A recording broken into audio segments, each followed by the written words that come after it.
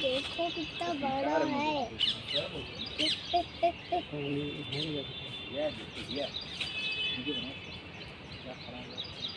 ये यूरिन डाल ना, ये अपना क्षेत्र बनाते हैं, इसी तरह जंगल में जाता है और जगह पानी जा रहा है।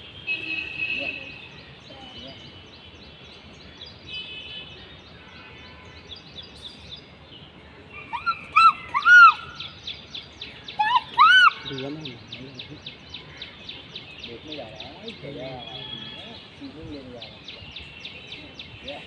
ये सारी व्यवस्था अंदर कूलर लगा हुआ है। अच्छा उसके अंदर आराम से कूलर लेट गया ताज़ा ठंडा पानी भरते रहते हैं यहाँ पे। चलता है।